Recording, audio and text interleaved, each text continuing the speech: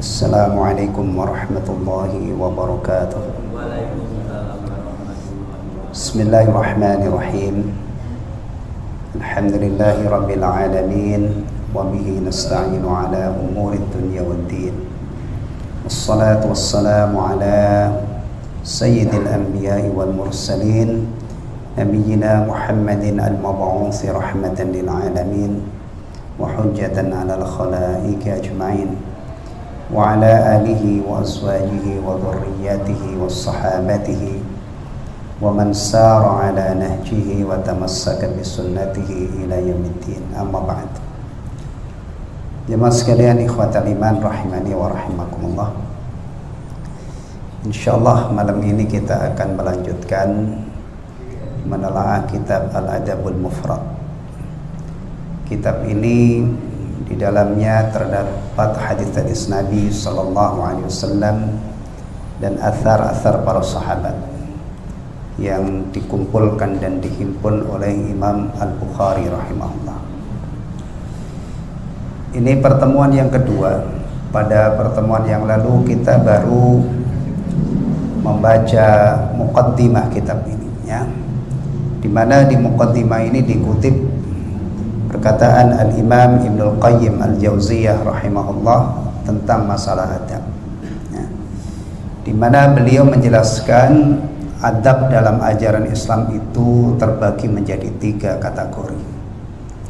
Pertama, adab kepada Allah Tabaraka wa Ta'ala, adab terhadap Rasulullah Sallallahu Alaihi Wasallam, dan yang ketiga ini yang akan kita telaah pada malam hari ini. Karena pada pertemuan yang lalu baru sampai adab terhadap Rasulullah Muhammad Sallallahu Alaihi Wasallam. Ya. Yang ketiga, beliau rahimahullah menyatakan wa adabun ma'al khalqi, adab terhadap makhluk, ya. Makhluknya. Tapi nanti kalau dibaca, dipelajari secara rinci, ini didominasi adab terhadap sesama manusia, ya. Baru adab terhadap hayawan memang ada pembahasan, dan biasanya itu di ujung, di bagian-bagian akhir, ya. Jadi kalau dari sisi prioritas itu, ya, tentunya yang dibahas adalah, ya, orang-orang yang memiliki hak yang paling besar. Nanti pertama kali ini hadis-hadis seputar birrul walidain, berbakti kepada kedua orang tua. Kadang-kadang ada orang itu sayang banget sama kucingnya, sayang banget sama burung-burung piaraannya, sayang banget sama ayam jagonya juga, ya. Ya, benar, ya. Tapi kadang-kadang nggak sayang sama istrinya, nggak sayang sama anaknya. Lebih parah lagi, kadang-kadang nggak sayang sama orang tuanya. Begini ini kacau balau namanya. Agama kita itu kalau mengajari berbuat baik itu urutannya itu detail dan sempurna. Sehingga kalau kita ikuti petunjuk-petunjuk Allah Subhanahu wa taala dan Rasulullah, kita tidak mungkin menjadi orang naif seperti itu. Ya. Perhatian banget sama kucingnya, ya kan? Perhatian banget sama hewan-hewan piaraannya, tapi tidak perhatian terhadap ibunya, terhadap kerabat karibnya, ya. Baik. Wa huwa muamalatuhum ala ikhtilafi maratibihim. Kalau kita bicara adab terhadap makhluk, dan yang lebih penting itu adab terhadap manusia, adalah berinteraksi dengan mereka, bermuamalah, bergaul dengan mereka sesuai dengan tingkat sesuai dengan statusnya masing-masing, dengan hal-hal yang patut untuknya. Nih, ya, kalau kita tidak bisa beradaptasi dengan siapa kita bergaul, itu kadang-kadang menjadi orang aneh. Ada anak kecil itu diperlakukan seperti orang tua. Ketemu ulama itu kayak orang biasa. Berinteraksi dengan pemimpin, bahkan presiden dan orang-orang yang punya jabatan tinggi itu kadang-kadang malah kayak apa ya, kayak berinteraksi dengan penjahat aja gitu, mulutnya kotor, caci maki, naudzubillah min dzalik. Hati-hati ya. Jadi kata beliau, beradab dengan sesama manusia itu adalah bermuamalah dengan aneka ragam status dan tingkat kedudukannya dengan hal-hal yang patut untuknya. Falikulli martabatin adab, setiap level, setiap tingkatan itu ada adabnya. Fa'ama al-walidaini adab, terhadap orang tua ada adab tertentu, etika tertentu, tata krama tertentu, beda dengan orang lain ya. Bahkan di dalam Al-Quranul Karim ya, anak itu berbicara dengan orang tua saja itu langsung dibimbing oleh Allah Subhanahu wa ta'ala, menunjukkan bagaimana mulianya orang tua itu dan bagaimana besarnya dosa durhaka kepada orang tua, terutama ibu. Nanti ada hadis-hadisnya. Nih, beliau menyontohkan yang paling pertama itulah kedua orang tua. Kita punya orang tua semua yang hadir di sini, ya kan? Kan nggak ada yang kayak Adam kita ini, nah, atau kayak Isa itu ada nggak yang diantara kita? Kan nggak ada. Nah, taib. Allah bimbing anak itu, jangan kamu mengatakan jangan kamu bentak-bentak. Jangan kamu apalagi wa qul lahuma qaulan karima, dan ucapkanlah perkataan yang mulia yang bagus.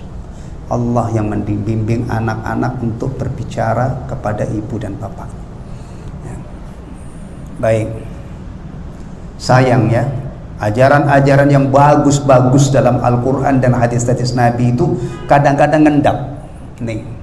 Quran banyak dipajang tapi enggak dikaji. Kadang-kadang gitu ya. Kita juga punya kajian kecil-kecilan juz amma itu ya. Itu satu juz saja setahun belum selesai ya. Coba kalau masjid-masjid ini, ribuan masjid itu ada kegiatan begini ini, dibacakan kitab-kitab para ulama yang menjelaskan Al-Quran, hadis, maka ilmu itu menyebar. Ilmu syar'i itu cahaya, ikhwatal iman, jemaah sekalian. Ilmu itu cahaya. Kalau banyak orang Islam nggak punya ilmu, ya gelap hidupnya, jahiliyah nanti akan tumbuh lagi. Jadi menegakkan Islam, menghadirkan Islam dalam kehidupan ini tidak cukup hanya ngaku Islam ya, harus dipelajari, dipraktekkan. Tayyib. Wa ma'al alimi adabun akhar, dan bersama orang alim, terhadap orang alim ada adab yang lain ya. Bahkan ada kitab khusus itu kalau di pesantren-pesantren kita itu ada namanya ta'limul muta'allim. Itu bagaimana adab ya. Sekarang ini banyak murid itu nggak beradab dengan gurunya ya kan ya. Beberapa waktu yang lalu itu saya baca di suatu pesantren itu ada guru itu dibunuh oleh muridnya gara-gara HP. Jadi HP-nya disita, dendam, gurunya itu keluar, dicegat di suatu tempat, dipukuli. Niatnya sih nggak bunuh, tapi akhirnya qadarullah meninggal karena digebukin oleh muridnya. Ini terjadi di Indonesia loh ya. Kemudian beberapa hari yang lalu di salah satu pesantren penghafal Quran, kalau saya lihat pesantren ada nama-nama Qurannya gitu, seorang santri dikeroyok temannya mati, meninggal. Innalillahi wa inna ilaihi rajiun. Ada apa dengan kita ini? Orang Islam itu yang seharusnya Masya Allah ya, anak-anak remaja dengan temannya itu mestinya itu ya saling mencintai karena Allah ya. Tapi ini terjadi, ini tamparan buat kita. Kenapa? Salah satunya saya curiga memang adab-adab begini ini tidak nyampe. Anak-anak sekolah itu tawuran itu semangatnya itu bacok matiin. Kalau cuman hanya tonjok-tonjokan mungkin pada belajar karate, hitung-hitung itu apa ya, ini sudah matiin. Masya Allah, nyawa itu begitu murahnya ya. Taib. Wa ma'as sultan adabun yaliqu bihi. Dengan sultan beneran ini maksudnya. Sekarang kan sultan itu dipinjam untuk menyebut orang kaya. Sultan Rawa Panjang siapa? Maksudnya orang kaya Rawa Panjang ini ya. Itu sekarang kan karena tidak ada sultan ya, negara kita kan demokrasi, nggak ada sultan.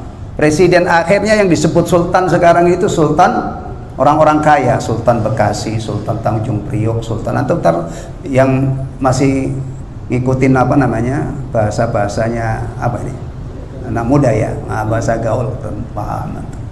Sultan ya, kalau sultan itu misal Sultan Brunei ya, jadi rakyatnya itu belajar bagaimana kalau berinteraksi, berbicara, bertaamul dengan rajanya ya. Malaysia juga ya, Malaysia itu raja juga ya, Saudi dan kerajaan-kerajaan yang lain, atau ya pemimpin ya. Masya Allah, ini ya, ini saya bukan bermukim-mukim, bukan menjilat ya, ini memang bagian dari agama saya ya. Saya itu biasa kalau manggil orang sebaya, kalau orang Jawa saya panggil mas, kalau di sini saya panggil bang. Kalau panggil, saya tidak bisa manggil orang-orang tua tuh saya panggil namanya itu nggak bisa. Saya kalau WA Pak Yadi Hatta, WA saya terus Pak Yadi. Saya nggak bisa mengucap memanggil orang namanya yang lebih tua, Mbah ya. Karena saya ditumbuh kembang dalam lingkungan yang memang menjaga. Makanya bagaimana saya itu kadang-kadang geleng kepala, itu orang nomor 1 di Indonesia itu Jokowi manggilnya itu. Masya Allah, malu kita orang Islam kalau manggil pemimpin itu begitu. Manggil seseorang yang mulia dengan namanya itu aib. Maka nanti ada di sini manggil bapak kita itu jangan namanya ya. Manggil Rasulullah jangan Muhammad. Itu langsung Allah yang mendidik. Ini salah satu menghormati orang itu adalah tidak memanggil nama terangnya. Makanya sahabat-sahabat itu tidak ada yang memanggil ya Muhammad, karena memang dididik oleh Allah, kamu memanggil Rasul itu jangan seperti manggil orang biasa. Orang Arab mah biasa, Abu Bakar manggil Umar ya Umar, Umar memanggil Abu Bakar ya Abu Bakar. Tapi untuk Rasulullah atau anak kepada orang tua itu jangan memanggil namanya, aib itu ya. Di kita kan alhamdulillah ini, tapi giliran pemimpin itu kadang-kadang ya, itu mestinya disebutkan Bapak Presiden, diiringi doa semoga Allah memberi taufik kepada beliau. Ya, kalau presiden itu diberi taufik oleh Allah satu kebaikan, Masya Allah, itu kadang-kadang bisa dampaknya itu seluruh wilayah ini. Ya. Maka ahlu sunnah itu ya punya perhatian besar terhadap kebaikan dan kesolehan pemimpin. Antum silakan buktikan, antum cari kitab-kitab khutbah yang ditulis oleh kiai-kiai itu. Dalam bagian doanya itu selalu disisipkan doa untuk para pemimpin. Nah, Ahlus Sunnah itu punya perhatian bagaimana pemimpin itu supaya soleh, bukan dimaki-maki, nasihati, itu pun ada caranya. Nah, ini kadang-kadang nasihat enggak, barang-barang apa hal-hal yang sudah teratur dihancurin, ya, atas nama apa itu namanya, menuntut apalah gitu kadang-kadang, ya, nih. Antum kalau tangan-tangan antum ada yang pernah mencari pot-pot atau pengen merusak pagar-pagar yang di ini, ittaqillah, jangan diulangi lagi. Ya, kan ada kadang-kadang demo itu berujung anarkis, sembara apa namanya, fasilitas umum yang sangat dibutuhkan oleh pengguna jalan dirusak. Apa ini adab terhadap sultan? Nggak mungkin ini ajaran Islam. Islam itu ada pohon yang bagus tumbuh di pinggir jalan itu nggak boleh tebang, perang aja itu nggak boleh nebangin pohon, nggak boleh ngerusak ini ya. Ini kadang-kadang Masya Allah kita ini nggak kenal ajaran kita, kemudian lihat orang lain akhirnya ikut-ikutan tanpa pikir panjang, padahal kita itu terikat dengan adab-adab yang sangat mulia. Adab sultan, ada hal yang layak untuknya. Wa ma'al aqran adabun yaliqu bihim, dengan teman sebaya ya, sahabat, ada adab. Iya kan, antum kalau dengan teman sebaya kan hangat, canda-canda. Ya begini, ini jangan diterapkan terhadap siapa? Pemimpin, terhadap ulama, terhadap orang sepuh. Ya. Nanti ketemu anak kecil juga ada adab yang khusus untuk mereka. Ya. Wa ma'al ajanib adabun ghairu adabihi ma'a ashabi, dan dengan orang asing ya ada adab yang berbeda dengan teman-teman, dengan sahib-sahibnya, dengan sahabatnya. Betul kan, kalau kita baru kenal orang, masih kita belum akrab itu kan kita juga harus tahu adabnya. Beda kalau dengan teman akrab, mungkin tanya itu banyak tanya nggak apa-apa kan, namanya teman akrab gitu Kamu kerja di sana, di mana sekarang? Cikarang. Gajimu berapa? Kamu punya anak berapa? Itu kalau terhadap sahabat karib mah, ya oke-oke aja pertanyaan seperti itu kan. Tapi kalau orang lain baru ketemu ini kemudian tanya gajinya berapa, aib nggak itu? Aib. Ya. Jadi kita ini orang, masya Allah, orang Islam itu dididik supaya menjadi orang yang beradab, orang yang punya sopan santun. Kita langgar nilai-nilai ini, jatuh diri kita, nggak sopan, bahkan kadang-kadang membuat orang tersinggung, bahkan kadang-kadang sangat tersinggung kalau kita tidak tahu tata krama, tidak tahu sopan santun. Ya. Makanya kalau ada perlombaan adab gitu ya, itu orang Islam pasti juaranya. Kalau dia paham yang diajarkan Islam, kemudian dia praktekkan. Kecuali kalau orang yang ngaku Islam, nggak ngerti ajaran Islam, kadang-kadang ya bisa saja dia tidak beradab, ya, bahkan kadang-kadang kalah dengan orang lain yang ajaran adabnya itu tidak setinggi kita. Taib. Kemudian wa ma'a ad-dhaif adabun ghaira adabihi ma'a ahli baitihi. Terhadap tamu itu ada adab spesial, sopan santun, etika yang tidak sama dengan keluarga. Ya, tamu. Ini nanti ada bab memuliakan tamu. Tapi jauh itu setelah masalah silaturahim, masalah tetangga. Nah, tapi yang jelas di dalam ajaran agama kita itu ada memuliakan tamu. Itu diwajibkan untuk menjamu, ya kan? Sesuai dengan kemampuan kita, diberi hak-haknya. Tamu itu siapa? Ya, tamu. Yang di dalam syariat Islam itu kita diperintahkan untuk memuliakannya. Man kana yu'minu billahi wal yaumil akhir falyukrim dhaifah. Ya. Barang siapa yang beriman kepada Allah dan hari akhir, maka hendaknya dia memuliakan tamunya. Tamu yang tuan rumah diperintah, diwajibkan untuk memuliakan ini, siapa tamu ini? Pak Yadi datang ke rumah saya dari sini, mana ini, Sepatan ya, ke Rawalumbu. Beliau datang ke rumah saya, tamu apa enggak? Ini ya, kita itu kadang-kadang itu enggak detail itu begini ini.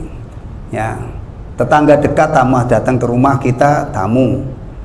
Berarti kita harus menyiapkan makan dia, untuk menyiapkan tempat tidur kalau dia nginep. Dan dalam Islam itu menjamu tamu itu 3 hari.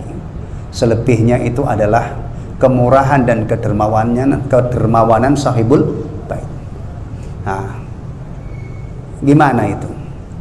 Maka ada yang disebut dengan tamu itu bukan semua orang yang datang. Kita kan biasanya tetangga sebelah datang ke rumah, ada tamu, monggo silakan gitu kan. Meskipun itu harus kita sambut baik, tapi itu bukan tamu yang dimaksudkan dalam syariat Islam. Tamu itu orang jauh datang dari luar kota sengaja ke rumah kita, itu tamu. Butuh pelayanan, butuh makan, dijamu, butuh tempat tidur kalau kita punya ruangan khusus misalnya, ya, nginap, dipenuhi kebutuhannya. Ya. Orang yang dari tempat jauh sengaja ke rumah kita. Kalau orang-orang dekat itu statusnya bukan dhaif tapi zair, orang yang berkunjung. Ya, beda. Kadang-kadang orang berkunjung itu juga kalau tetangga dekat, orang dekat kan nggak lama-lama ya, biasanya langsung keperluannya selesai udah pulang. Ya. Tapi masalah keramahan iya tetap harus tapi kalau yang namanya tamu yang ada kewajiban menjamunya selama 3 hari, itu orang yang datang dari tempat jauh dan pengen, memang tujuannya itu ke rumah saya, ke rumah kita. Kalau mampir itu enggak. Misalnya saya orang Jepara, ada orang dari Jepara ke Kranji, ke rumah kerabatnya. Di situ mampir ke rumah saya. Itu bukan tamu saya. Dia karena tujuannya ke Kranji, maka rumah yang dia kunjungi itu yang berkewajiban untuk ini. Baik. Jadi tamu itu beda dengan keluarga. Betul kan? Apalagi kalau tamu ini bukan kerabat karib orang lain ya. Itu kita harus hati-hati, tidak sama dengan terhadap keluarga. Walikulli halin adab, dan setiap kondisi itu juga ada adab. Nah, ini kadang-kadang kita itu telat ya. Islam sudah sejak kecil, tapi kegiatan-kegiatan rutin itu tidak pernah kita dasari kepada adab yang diajarkan dalam Islam. Ini terus terang ini kita harus belajar dari awal. Maaf saja ya, kadang-kadang kita sepuh-sepuh itu harus belajar ini, bab-bab ini untuk mengoreksi barangkali selama ini aktivitas-aktivitas rutin yang kita lakukan itu yang ada adab syar'iyah, ada adab-adab yang diajarkan oleh Allah dan Rasulullah SAW tidak atau belum kita praktekkan. Ya, bahasa saya telat lah. Nah, falil akal adab, makan itu ada adabnya.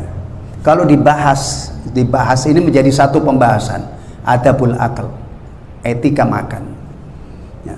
Berapa banyak orang ini muslim makan itu begitu entengnya dengan tangan kiri, padahal tangan kanannya ada. Padahal kalau kita telusuri nggak ada namanya kita direstui makan dengan tangan kiri, kecuali tangan kanan kita buntung atau tangan kanan kita tidak bisa digunakan. Bahkan Rasulullah SAW mengajarkan kepada umatnya makan dengan tangan kiri, makannya setan, jelas itu. Tapi berapa banyak orang ini minum tangan kiri itu, makan tangan kiri itu biasa banget. Berarti kita telat. Mestinya itu sebelum kita makan itu kita sudah punya ilmunya. Sebagaimana kita mau pergi ke tempat wudhu itu ada. Begini ini mestinya ditanamkan sejak kecil. Tapi memang ada yang aneh dalam kehidupan kita ini. Ya, kalau yang kecil-kecil itu, masya Allah, TK itu ya, anak-anak TK itu dikontrol, diajari Islami banget. Tapi nanti kalau sudah kuliah, bahkan kadang-kadang yang sedih itu hilang, luntur. Bahkan yang dari pesantren itu kadang-kadang itu kalau sudah masuk ke dunia itu, bukannya menjadi contoh, malah terpengaruh. Wali syurbi adab, makan ada adabnya, minum ada adabnya. Termasuk adab makan itu diawali dengan menyebut bismillah. Ya, kalau disempurnakan bismillahirrahmanirrahim nggak apa-apa. Selesai makan, minum alhamdulillah. Itu berapa tabungan bismillah, tabungan alhamdulillah. Kalau seandainya setiap kita makan itu kita selalu ucapkan ini. Kita kenyang, basmalahnya ada di dalam catatan amal kita. Nanti pasti ada hitung-hitungannya di sisi Allah.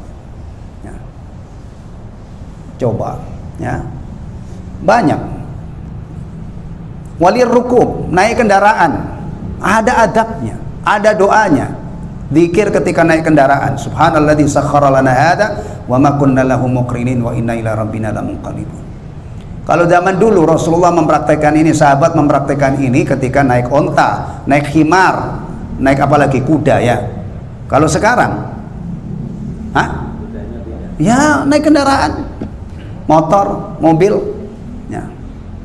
Dan saya itu kepengen, rindu ya, ada saudara-saudara kita itu orang-orang kaya yang mobilnya mewah tapi berpegang dengan ajaran seperti ini ya.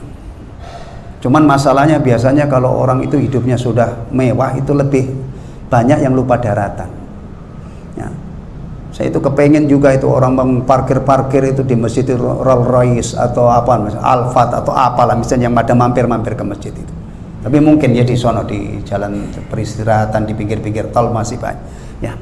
Mudah-mudahan ya, karena kalau kesian kita kalau ada orang ya, kalau ada orang Islam dianugerahi oleh Allah mobil mewah, kemudian akhirnya hidupnya itu nggak kenal masjid lagi, habis mutar-mutar kian kemari ya, tapi ya Allah kesian amat.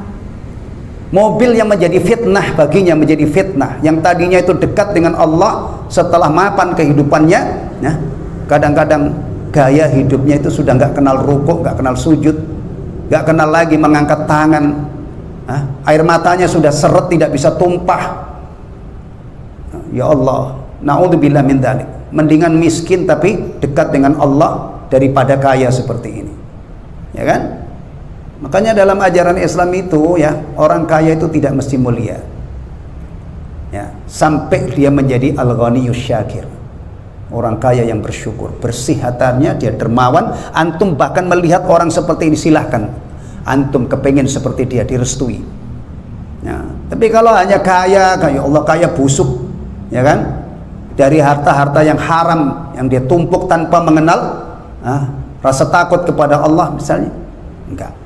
Ini bukan tipe orang Islam, ini bukan tipe orang-orang yang layak untuk diteladani ruku ya. Masya Allah, kendaraan itu sekarang luar biasa, kendaraan itu ya. Kalau zaman dulu itu ya, zaman Rasulullah ngajarkan ini sudah ada mobil belum? Sudah ada pesawat belum? Ya belum, paling-paling prakteknya adalah tadi tunggangannya itu hayawan. Tapi kalau sekarang Masya Allah ya, ini bisa diterapkan. Orang mau naik jet pribadi ya, tapi mengamalkan adab naik kendaraan. Masya Allah ya, mudah-mudahan ada gitu ya. Mudah-mudahan ada yang punya jet pribadi, ketika Masya Allah naik kendaraannya itu ingat, bahkan ketika keluar dari rumahnya itu juga sudah baca Bismillahirrahmanirrahim, la haula wala quwata illa billah ya. Waddukhul wal khuruj was safar, masuk keluar bepergian itu ada. Masuk masjid keluar masjid ada adabnya. Masya Allah, coba kalau praktekkan ya, setiap kita masuk masjid minimal Allah muftahli abwaba rahmatik, nanti keluar Allahumma inni as'aluka min fadlik. Kalau kita nih rajin mondar-mandir ke masjid, yang kita bayangkan itu berapa kali kita berdoa dengan doa ini, dan doa itu ibadah, dicatat oleh malaikat ya. Baru dari itu saja ya. Hebatnya ajaran Islam itu justru di sini. Makanya kalau orang Islam itu benar-benar mengamalkan adab tanpa harus keluar-keluar menepuk dadanya, gue muslim istilahnya, orang sudah tahu, ana sudah tahu kalau kamu muslim dari cara masuk ke masjid ya, cara pakai sendalmu ya, cara makanmu, ketahuan semua. Tapi kalau begini ini bablas, tidak ada yang nyangkut dalam kehidupan kita. Makan semeja orang muslim dengan orang non muslim, yang muslim tidak ingat menyebut nama Allah, juga dia siap makan makanan yang haram kayak yang lainnya ya. Selesai makan juga kenyang, tidak ada alhamdulillah. Apa bedanya dengan ini tadi? Padahal seorang muslim itu bisa dikenali, maaf saja ya, dari ujung-ujung kukunya ya. Kalau kuku antum panjang-panjang, anak ingatkan ya, Rasulullah sallallahu alaihi wasallam, Rasul kita itu mengajarkan ada 5 perkara fitrah yang apabila diterapkan pada diri kita itu, nilai kemanusiaan kita itu akan maksimal. Salah satunya taklimul adhafir ya. Dan subhanallah, di dunia nyata kecenderungan orang untuk memanjangkan kuku, menyelisihi ajaran Rasulullah itu luar biasa, luar biasa. Anak pernah pengalaman, dulu itu saya pernah ngajar SMP Islam, guru bahasa Arab. Itu saya ngantongin gunting kuku. Masya Allah, ternyata murid-murid saya yang saya kontrol setiap sepekan sekali kadang-kadang, itu memang rata-rata itu membiarkan kukunya panjang. Saya potongin ya, kadang-kadang dapat seraup begini. Makanya sampai sekarang tuh anak-anak yang pernah saya ajar itu kalau cerita sama mak-maknya gitu, itu Pak guru bahasa Arab itu kerjaannya motongin kuku. Sama kalau jam pertama tanya siapa yang tadi tidak sholat subuh, kerjaan saya begitu. Masuk kelas, siapa yang kesiangan ya. Tapi harus ada komunikasi yang bagus sehingga anak-anak itu jujur, enggak ini ya. Akhirnya saya, Pak, kenapa kesiangan? Siapa yang ngajarin kamu kalau kesiangan itu enggak sholat subuh? Lo kadang-kadang orang itu begitu enteng meninggalkan sholat subuh karena kesiangan. Bukan anak-anak SMP loh, orang-orang tua itu juga begitu. Saya tanya, siapa yang ngajarin kamu kalau kamu kesiangan itu enggak sholat subuh? Kalau kita belajar fikih ya, sholat yang diizinkan tidak pada waktunya, qadha namanya itu ya, itu karena lupa dan tidur. Orang bangun jam 10 siang, jam 10 siang apa pagi kita nyebutnya? Kalau sudah jam 10 itu siapa? Nah ya kan, bangun jam itu ya sudah, ketika bangun itu dia sholat subuh. Nggak ada orang ngajarkan kalau kesiangan itu sholat subuhnya lewat, enggak. Demikian juga lupa, antum lupa, misalnya sholat maghrib ini antum lupa, tadi belum sholat duhur, maka ketika lupa itulah ketika ingat harus segera itu fikihnya. Tapi kadang-kadang Masya Allah begitu enteng dia orang itu meninggalkan sholat gara-gara salah satunya kesiangan kalau sholat subuh. Nah kalau kesiangannya tiap hari, akhirnya nggak pernah sholat subuh. Na'udzubillah. Jadi urusan masuk, urusan keluar itu ada adabnya. Masuk WC ada adabnya. Dan luar biasanya itu masuk masjid dengan masuk WC itu urusan mendahulukan kaki itu tidak sama. Masjid kaki kanan karena kita masuk ke tempat yang paling dicintai oleh Allah, ya kan? WC nggak pantas, nggak cocok kalau sama dengan masjid. Maka masuk WC kaki kiri. Doanya pun beda. WC itu sarang setan. Setan betina dengan setan jantan. Maka masuk WC doanya apa? Allahumma inni a'udzubika minal khubuthi wal khaba'ith. Masuk masjid, masuk WC. Masuk masjid kita ingin mendapatkan rahmat Allah. Allahumma inni as'aluka Allahumma aftah li abwaba rahmatik. Ya Allah, bukakan untukku pintu-pintu rahmat. Ada agama lain punya ajaran seperti ini? Enggak ada. Tapi orang Islam yang punya ajaran seperti ini kadang-kadang tidak dipraktekkan. Terus ya, kalau keluar dari masjid, Allahumma inni as'aluka min fadlik, Allahumma aqsimni minasyaitanir rajim. Ya Allah, aku mohon karuniamu. Ya Allah, jagalah aku dari setan yang terkutuk. Kita itu keluar masjid kadang-kadang mau pulang, mau ke pasar. Kalau tidak dijaga oleh Allah, bisa saja di masjid kita tadi bagus, soleh, sudah keluar masjid dimangsa oleh setan. Masya Allah. Ini perhatikan lagi. Doa masuk WC, mohon perlindungan kepada Allah dari godaan setan betina dan setan jantan. Allahumma inni a'udzubika minal khubuthi wal khaba'ith. Ya. Kita masuk ke WC, hajatnya apa? Keperluannya apa? Bahasa halusnya qada'ul hajah. Qada'ul hajah, buang hajat. Ya.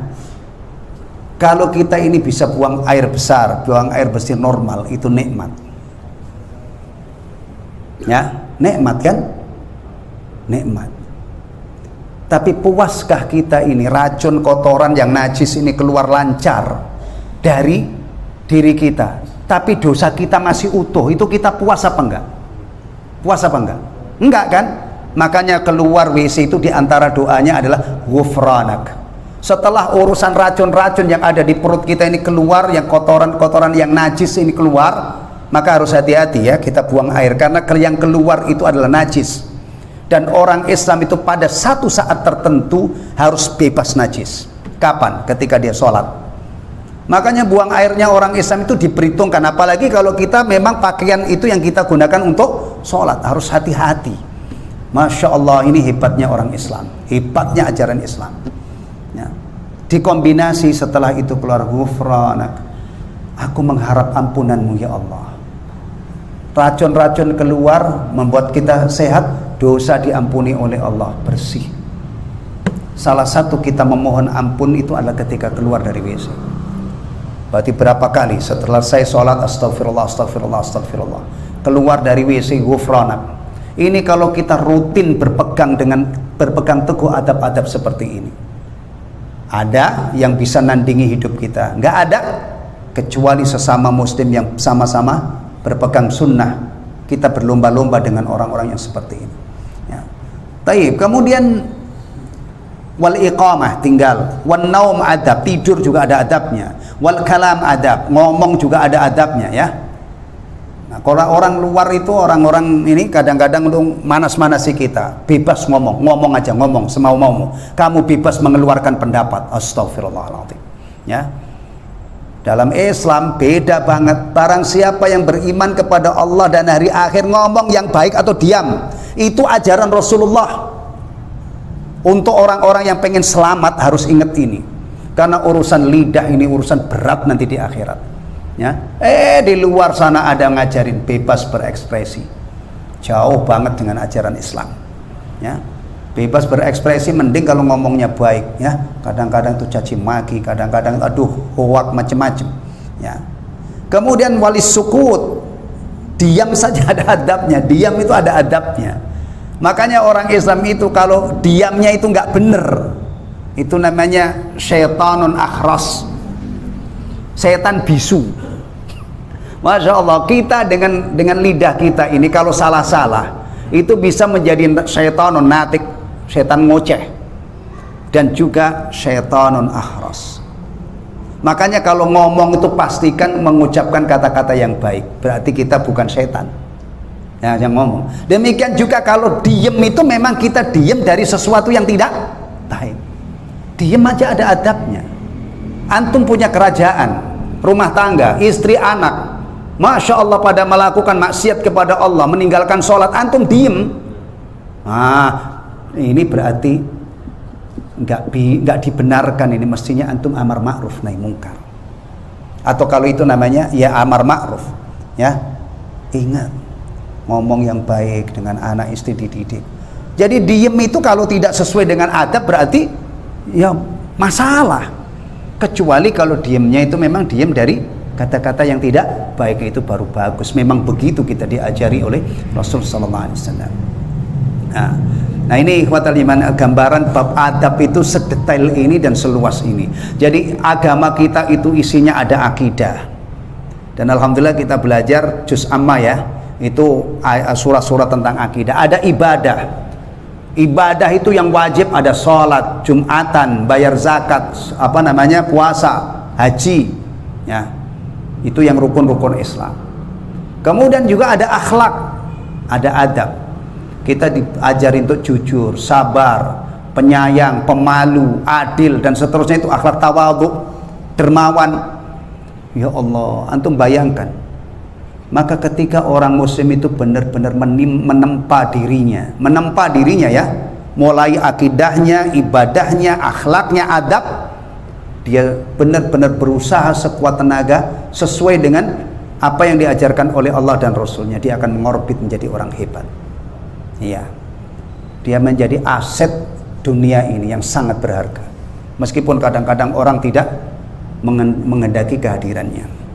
Kemudian keistiqomahan seseorang berpegang teguh dengan adab, ini adalah kunci kebahagiaannya dunia dan akhirat. Apalagi di depan kemarin sudah disebutkan adab terhadap Allah, adab terhadap Rasulullah, dan barusan yang saya bacakan adalah adab terhadap sesama manusia. Ini kalau dipegang teguh oleh seseorang ya, dengan Allah dia beradab, dengan Rasulullah dia beradab, dengan sesama manusia, bahkan nanti sampai kepada makhluk seperti binatang ya, binatang-binatang peliharaan misalnya. Itu ini merupakan kunci kebahagiaan seseorang di dunia dan akhirat. Dan kalau orang itu mengabaikan adab terhadap Allah, terhadap Rasul, dan terhadap sesama, itu bisa menjadi penyebab sengsaranya dan apalagi celakanya dunia dan akhirat. Baik, itu yang disebutkan oleh Al-Imam Ibnul Qayyim dalam yang dikutip dalam muqaddimah ini. Baik, kita awali ya, masuk ke dalam inti daripada kitab Al-Adabul Mufrad. Bismillahirrahmanirrahim. Bab qauli ta'ala wa wassaynal insana biwalidayhi husna. Dan aku wasiatkan, ini firman Allah ya, kepada manusia. Kita semua ini manusia insan ya. Biwalidayhi husna, untuk berbuat baik kepada kedua orang tua. Nah, kita kalau ke masjid itu sampai di masjid kegiatan kita sholat, zikir ya, ini kaitannya dengan ihsan kepada Allah. Kita ruku ya, kita sujud hanya untuk Allah. Kita tidak akan pernah sujud kepada selain Allah, ya kan? Karena memang sujud itu adalah bentuk pengagungan seorang hamba kepada Allah, bentuk merendahkan diri seorang hamba kepada Allah. Tidak kita berikan kepada yang lain. Tapi kalau kita keluar dari masjid, itu yang harus kita perhatikan pertama adalah ini. Wa wassaynal insana biwalidayhi. Ya, jangan sampai orang itu sudah ruku, apalagi rajin ruku, ternyata dikombinasi dengan durhaka kepada orang tuanya. Antum gak bakalan selamat itu. Mengamalkan agama seperti ini nggak selamat. Bahkan nanti kalau kita telusuri hadis-hadis di sini, antum seandainya di sini rukuk sujud sudah bagus, tapi pulang antum jahat kepada tetangga, nggak selamat antum. Jahat kepada tetangga itu, nah, masalah besar. Nanti kita temukan ini, entah tahun berapa nanti. Itu ada sini.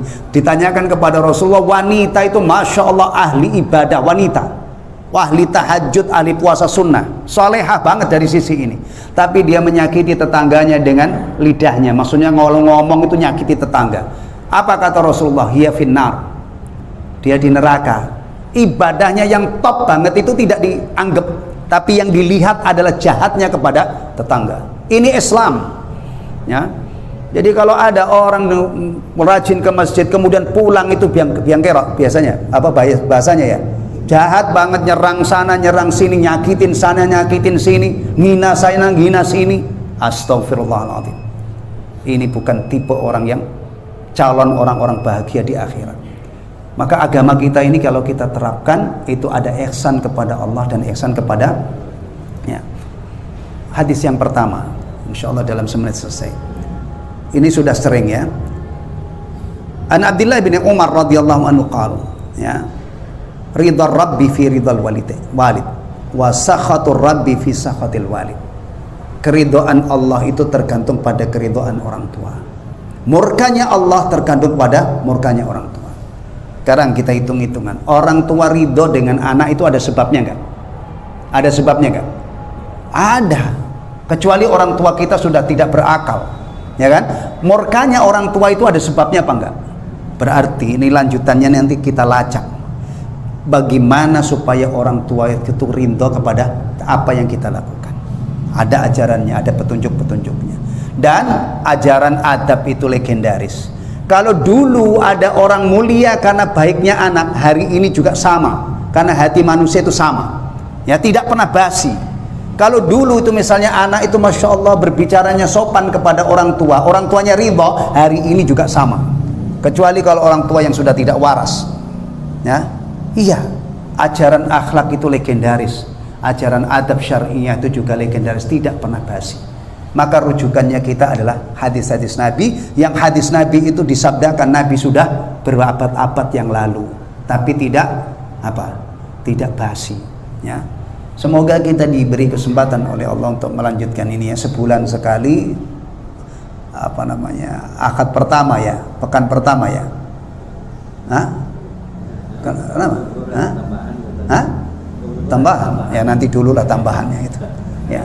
Dah udah Isya, ini ada kewajiban yang sudah di depan mata ya. Semoga kita diberi taufik oleh Allah untuk menunaikan sholat Isya ini yang fadilahnya kata Rasulullah ya, kalau dilaksanakan berjamaah itu seperti qiyamul lail, separuh malam.